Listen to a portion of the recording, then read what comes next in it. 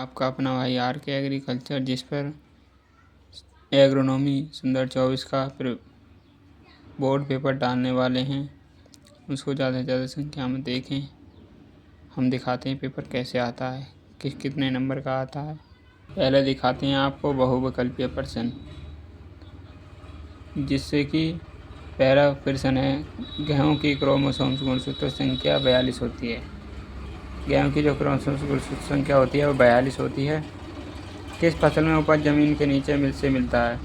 तो ज़मीन के जो नीचे से उपज मिलता है वह आलू और मूंगफली दोनों, ए बी दोनों। सी आंसर सही है, C answer is the right answer.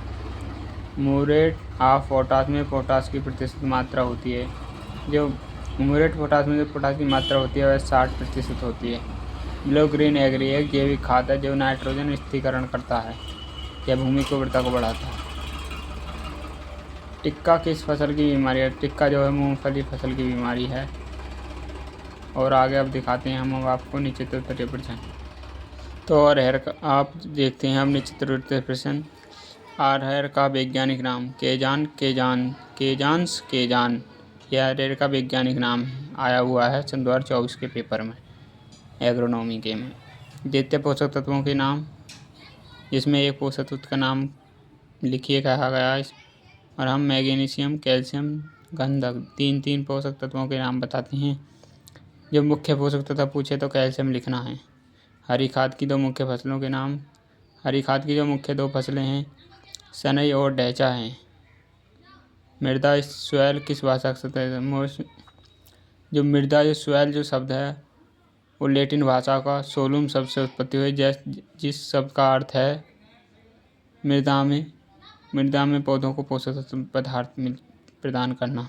खड़ी फसल में खाद देना, खड़ी फसल में खाद देने की प्रक्रिया को कहते हैं। जैसे कि हमने मक्के का पेड़ से और भुट्टे तोड़ लेते हैं, उसके पर्याप्त मक्का में कल्टीवेटर या हैरों की सहायता से उसे जोत कर जो भूमि मिला देते हैं, यह भी एक खड़ी फसल में खाद देना होता है। डायमोफॉस्फेट तत्व पाए जाने उनकी प्रतिशत, डायम नाइट्रोजन 40% पर, हाइड्रोजन, फास्फोरस, ऑक्सीजन ये तत्व पाए जाते हैं।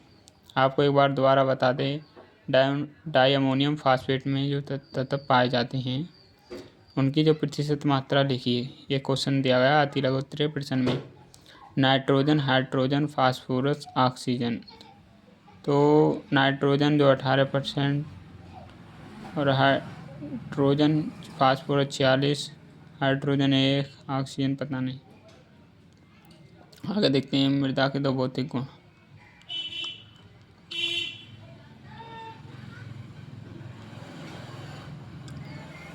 तो ये प्रश्न आए हुए हैं, आप लिख कर इन्हें सॉल्व कर सकते हो, नहीं तो हम आपको अगले वीडियो देंगे सॉल्व कर इसकी। कल हमने आपको दिखाने के लिए कि पेपर ऐसे आता है, आगे दिखा देते हैं और भी लघु उत्तरीय प्रश्न।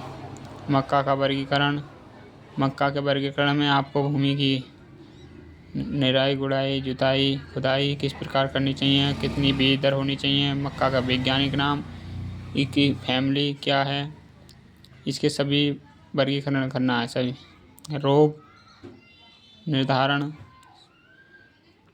और नंबर 13 देखते हैं भूमि संरक्षण की विभिन्न विधियों का। जो भूमि में जो संरक्षण है उनकी, और जल क्रांति पर टिप्पणी लिखिए। जल की क्रांति कब आई, किस प्रक्रिया से आई, ये सब लिखना है।